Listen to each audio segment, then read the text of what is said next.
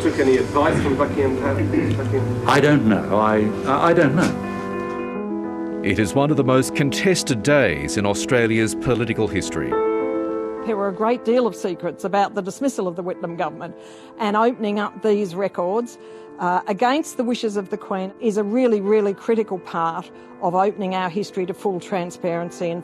There's a profound sense of improper behaviour and shame attached to what the letters reveal in terms of Kerr trusting the palace and not the Prime Minister. Nothing will save the Governor-General. Since then, what we haven't known is just what Sir John Kerr told the Queen about his plan to sack Gough Whitlam until now. The revelations from these letters and the release of the letters themselves will clear up a lot of those lingering questions. The 1,200 pages of previously classified correspondence has been made public thanks to a protracted legal battle waged by historian Jenny Hocking. Today's a terrific day for me, and I think for all Australians and for historians, and I think it's a great addition, a really, really significant addition to our history. The letters reveal Kerr's thinking in the lead-up to the dismissal.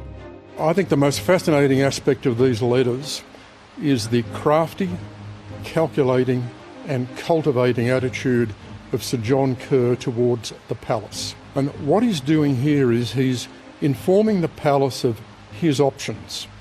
And this is the foundation stone in terms of the dialogue between Kerr and the palace. He wants to bring the palace into his thinking.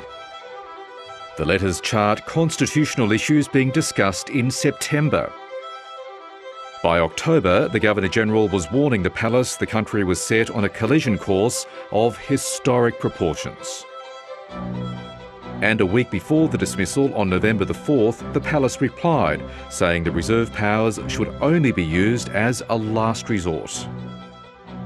There was no advance warning given by John Kerr to the palace about the dismissal.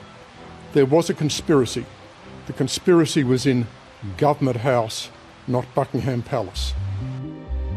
Then a key letter from Sir John Kerr to the palace on the 11th of November 1975 that indicates the Queen was not consulted on the Governor-General's final decision prior to Gough Whitlam's dismissal.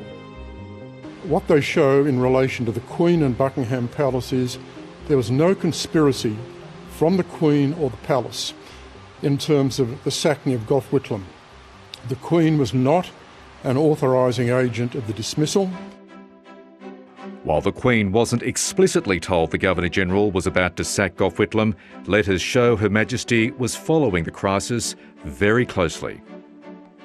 The letters also confirm Sir John feared being removed from office himself had he given Whitlam prior warning, writing, "I would in fact be trying to dismiss him whilst he was trying to dismiss me."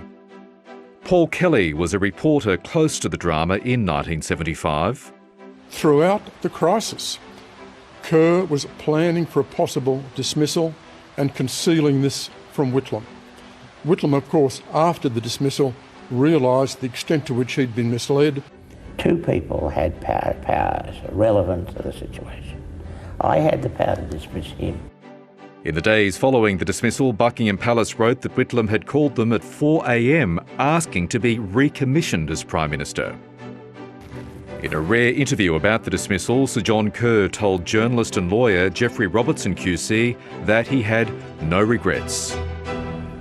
Look, Geoffrey, this is a very, very delicate matter that you're now entering into. I know what price I paid for what I did. I have no regrets about what I did because it was right. In the same circumstances, which were very special and unusual, I would do the same thing. There's no doubt that Kerr's legacy was deeply tarnished, irreparably tarnished by his actions, by the deception that he engaged in. Hi, I'm Lee Sales. Thanks for watching this story. If you'd like to watch more of 730's stories, they are on the left of your screen. And tap on the button below to subscribe and get the latest from ABC News.